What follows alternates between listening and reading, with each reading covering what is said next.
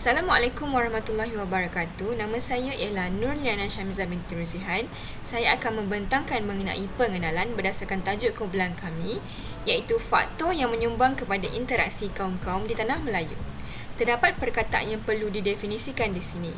Yang pertama ialah interaksi. Interaksi menurut Kamus Dewan edisi keempat merupakan tindakan ataupun perhubungan aktif antara satu sama lain. Yang kedua pula ialah kaum. Kaum pula didefinisikan sebagai puak ataupun suku bangsa yang banyak. Jika digabungkan dua perkataan ini, ia akan membentuk hubungan aktif antara beberapa bangsa. Hal ini secara terangnya sudah pun wujud di negara Malaysia, di mana terdapat 3 kaum terbesar iaitu Melayu, Cina dan juga India.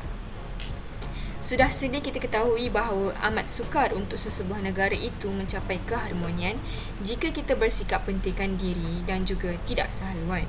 Jadi, bukannya mudah bagi kita sebagai rakyat Malaysia untuk mencapai keamanan jika kita tidak bekerjasama dalam menerapkan nilai murni seperti tolong-menolong, saling menghormati dan bertimbang rasa.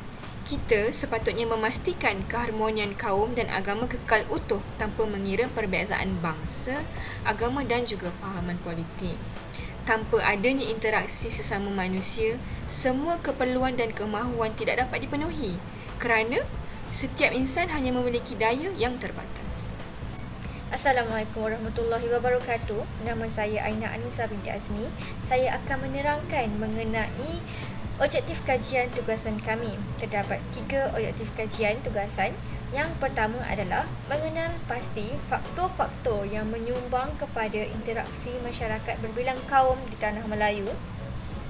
Yang kedua adalah mengkaji impak sosial dan ekonomi daripada faktor-faktor yang menyumbang kepada interaksi masyarakat berbilang kaum di tanah Melayu. Dan yang ketiga adalah menganalisis kepentingan interaksi terhadap masyarakat berbilang kaum di tanah Melayu.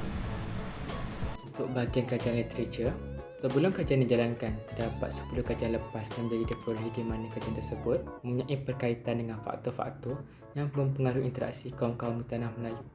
Salah satu kajian tersebut adalah hubungan etnik tanah Melayu dari 1941 sehingga 1955 hasil kajian Muhammad Ali Hanifah. Seterusnya, cabaran integrasi antara kaum di Malaysia daripada perspektif sejarah, keluarga dan pendidikan, hasil kajian Muhammad Ridwanti Abdullah. Dan yang terakhir adalah transisi ekonomi dalam masyarakat Melayu, ekonomi wang era permulaan kapitalisme di tanah Melayu, yang dikarang oleh Abdul Rahman Tang Abdul Wah. Pembentangan seterusnya mengenai metodologi kajian. Metodologi kajian kumpulan kami hanya menggunakan kaedah perpustakaan sahaja, iaitu membuat rujukan di perpustakaan untuk mendapatkan maklumat yang berkaitan dengan kajian yang akan dijalankan. Antara perpustakaan yang akan dirujuk ialah Perpustakaan Lama Hikmah UTM serta perpustakaan yang berdekatan. Antara bahan yang akan menjadi rujukan adalah seperti jurnal, artikel dan buku-buku yang berkaitan dengan tajuk kajian. Seterusnya, saya akan sambung kepada perbincangan dan hasil kajian kumpulan kami. Objektif 1, mengenal pasti faktor-faktor yang menyumbang kepada interaksi masyarakat berbilang kaum di tanah Melayu. Kumpulan kami mendapati bahawa kesedaran mengenai kepentingan perdamaian mampu mendorong kepada interaksi yang bersifat positif antara masyarakat berbilang kaum. Dalam usaha menghentikan pertelingkahan dan pergaduhan perkauman yang berpanjangan, selepas pengunduran tentera Jepun, pemimpin pelbagai kaum telah bekerjasama untuk mencari cara penyelesaian terhadap konflik yang berlaku, dan secara langsungnya interaksi antara kaum telah diwujudkan demi memulihkan keamanan dan keharmonian masyarakat.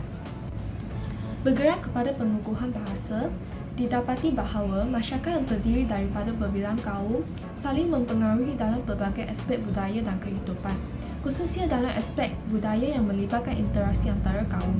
Sebagai contohnya bahasa, sepanjang zaman penjajahan negara barat, Peminjaman dan penyerapan bahasa Melayu dari bahasa lain, misalnya bahasa Cina, bahasa Tamil dan bahasa Sanskrit telah berlaku. Konsep ini telah mewujudkan perangai kepada pelbagai kaum untuk berinteraksi dan seterusnya mengeratkan hubungan antara satu sama lain. Seterusnya, faktor peradaban. Walaupun telah wujud masyarakat berbilang kaum semenjak tanah Melayu, namun perbincangan ini akan lebih menitik beratkan nilai peradaban masyarakat Melayu berteraskan nilai-nilai budaya yang telah menjadi salah satu faktor interaksi masyarakat berbilang kaum. Dalam nilai peradaban yang diamalkan dalam kehidupan harian, masyarakat Melayu mementingkan semangat toleransi dan kerjasama. Hal ini demikian kerana masyarakat Melayu diajar untuk bersikap sederhana dalam kehidupan bermasyarakat. Semangat toleransi dan kerjasama ini dipercayai boleh melindungi kepentingan bersama sekiranya berlaku tragedi antara kaum. Seterusnya, nilai budaya saling menghormati juga digalakkan. Masyarakat Melayu digalakkan memberi penghormatan terlebih dahulu dan elakkan memandang rendah kepada orang lain. Pengamalan sifat hormat menghormati ini dapat mengelakkan konflik dalam hubungan sosial apabila masyarakat sentiasa bersikap rendah diri. Kesimpulannya, dibuktikan bahawa nilai peradaban dan kebudayaan masyarakat Melayu mampu mendorong kepada interaksi masyarakat berbilang kaum dengan hala tuju memelihara keamanan dan keharmonian negara. Dari aspek politik, ekonomi dan sosial daripada faktor-faktor yang mempengaruhi interaksi masyarakat berbilang kaum di tanah Melayu. Daripada aspek politik, yang pertama, perpaduan dalam pentadbiran di mana negara dipimpin oleh ahli kabinet yang terdiri daripada pelbagai kaum membawa kepada kemerdekaan tanah Melayu. Melalui interaksi antara pemimpin politik daripada kaum yang berbeza telah mendapatkan kesepakatan untuk menubuhkan parti gabungan yang dikenali sebagai Parti Perikatan. Parti Perikatan yang diketuai oleh UMNO, MIC dan MCA memenangi pilihan Raja Merdeka Perangkat Persekutuan yang bolehkan parti gabungan tersebut membentuk kabinet baru yang akan memimpin tanah Melayu lepas mendapat kemerdekaan. Yang kedua, dapat mengelak daripada temakan dengan provokasi yang cuba dilakukan oleh pihak tidak bertanggungjawab untuk mengganggu kedaulatan negara. Keganasan komunis menyebabkan keadaan tanah Melayu menjadi berkacau sehingga diistirkan darurat pada 1948. Hal ini telah menyebabkan kerajaan pada masa itu ingin menyatukan semua kaum untuk sama-sama memerangi komunis. Komunikasi jadi hasil jalinan mesra antara masyarakat bilang bangsa membuatkan sebagian masyarakat Cina pada awalnya yang berpihak pada komunis perlahan untuk mengalih pendamaian cinta akan tanah Melayu.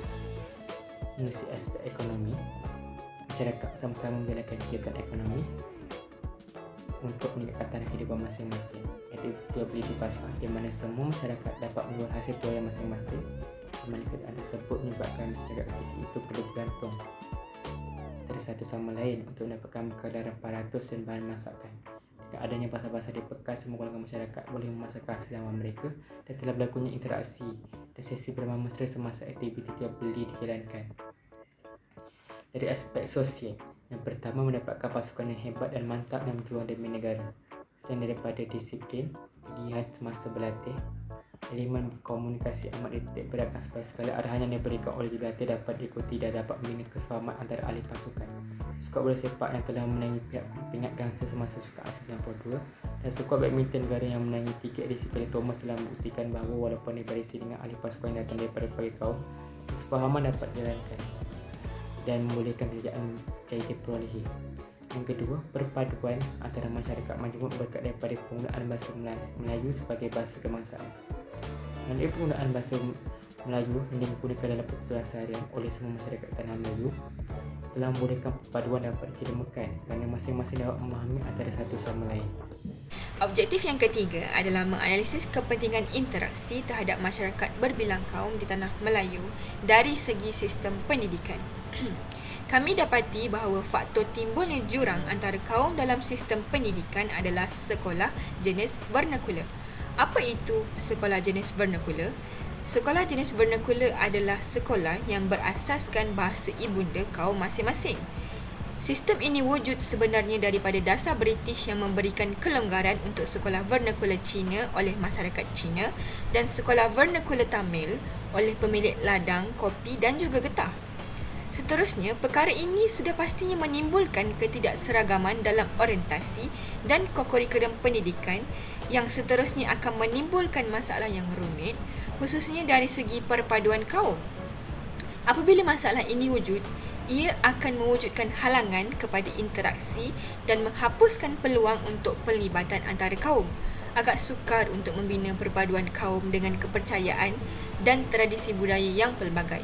Solusinya adalah dari segi peranan ibu bapa untuk memupuk semangat perkauman di dalam diri anak-anak mereka.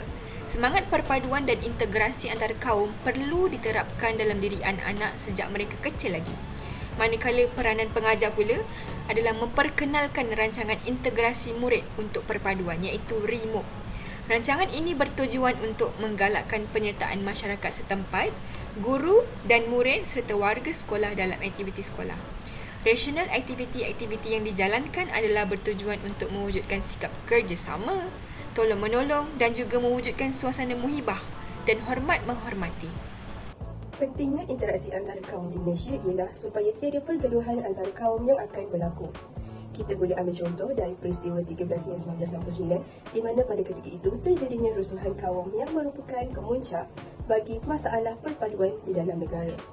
Sekiranya perkara ini berlanjutan sehingga hari ini, maka tidak akan ada perpaduan di dalam negara kita. Oleh sebab itu, rakyat Malaysia perlulah mengambil berat tentang interaksi antara kaum di Malaysia supaya tiada konflik yang akan berlaku. Ia juga dapat merapatkan hubungan silaturahim antara kaum di Malaysia. Kita dapat lihat melalui media massa digunakan secara betul, ia dapat memupuk semangat perpaduan antara kaum di Malaysia. Ianya kerana melalui media massa, kita dapat mengenal orang baharu yang berlainan agama dan bangsa. Selain daripada itu, kita dapat menerapkan nilai murni di dalam hati generasi yang akan datang. Kita dapat lihat melalui fasa pertama ketika COVID-19 menyerang seluruh dunia. Walaupun pada ketika itu, terdapat banyak keluarga yang serba kekurangan, tetapi akan ada rakyat Malaysia yang datang membantu untuk memenuhi keperluan seharian mereka. Tidak kira apa kaum sekalipun, hal ini dapat memberi contoh kepada generasi yang akan datang. Sekiranya kita meneruskan nilai ini, maka perpaduan negara akan menjadi lebih kukuh. Saya ingin menerangkan mengenai objektif ketiga dari segi ekonomi. Kepentingan interaksi masyarakat di tanah Melayu meningkatkan kegiatan ekonomi dalam masa yang sama dapat menstabilkan ekonomi negara serta ekonomi kaum masing-masing. Selain daripada itu, kita juga dapat bertukar pendapat masing-masing apabila kaum-kaum di Malaysia bekerjasama dalam kegiatan ekonomi. Akhir sekali, ianya dapat menghapuskan jurang ekonomi antara kaum. Seperti mana yang kita tahu pada zaman pemerintahan British, berlaku jurang ekonomi antara kaum yang sangat jauh. Tidak dapat dinafikan bahawa kedatangan British membawa kesan negatif kerana telah mewujudkan satu jurang yang sangat luas antara kaum-kaum di Malaysia di mana secara tidak langsung mengubah keharmonian dan kesejahteraan di Malaysia. Malahan jurang dan konflik perkauman telah tercetus dan semakin hari semakin menebal disebabkan dasar imigrasi dan polisi pecah serta perintah British. Selain itu, terdapat kesan interaksi masyarakat berbilang kaum dari segi politik, sosial dan ekonomi. Antaranya ialah perpaduan dalam pentadbiran di mana negara dipimpin oleh ahli kabinet daripada berbilang kaum yang membawa kepada kemerdekaan tanah Melayu. Ini adalah impak dari segi politik di mana ia dapat membantu negara untuk terus menjaga kedaulatan negara. Terdapat juga kesan positif dari segi ekonomi seperti bersama-sama meningkatkan kegiatan ekonomi untuk menstabilkan ekonomi negara. Pentingnya interaksi antara kaum kepada semua warga negara Malaysia yang berbilang kaum. Dari aspek politik, kita dapat lihat dengan memperkenalkan rancangan integrasi murid untuk perpaduan oleh KPM dapat mewujudkan sikap kerjasama, tolong-menolong dan sebagainya dalam diri murid-murid yang berlainan kaum. Dari aspek sosial pula, kita dapat lihat melalui interaksi yang positif ini, semua kaum Malaysia dapat hidup dengan aman dan damai kerana tiada perbalahan yang akan berlaku. Malah, dengan adanya interaksi ini, semua budaya dari kaum yang berbeza di dalam Malaysia ini dapat kita pelajari. Melalui aspek ini juga, warga Malaysia perlu bersatu hati dan bekerjasama dengan semua kaum. Kesimpulannya, interaksi antara kaum di Malaysia amatlah perlu dititik beratkan oleh semua kaum di Malaysia supaya tiada perbalahan dan hidup lebih aman dan sejahtera. Terdapat beberapa cadangan yang boleh digunakan di Malaysia untuk menghindarkan isu perkauman berlaku. Antaranya adalah penggunaan bahasa kebangsaan kerana ianya mewujudkan satu persefahaman antara semua kaum. Oleh itu, masalah persefahaman dan kecurigaan tidak akan berlaku. Seterusnya adalah perkahwinan campur di Malaysia. Hal ini kerana ianya mewujudkan satu ikatan kasih sayang sesama kaum walaupun ianya berlainan latar belakang dan adat istiadat. Ucapan terima kasih kepada pensyarah iaitu Dr. Nur Fazilah binti Abdul Hamid dan juga kepada Universiti Teknikal Malaysia Melaka yang memberi tunjuk ajar, peluang serta sokongan kepada kami semasa menjalankan kajian ini.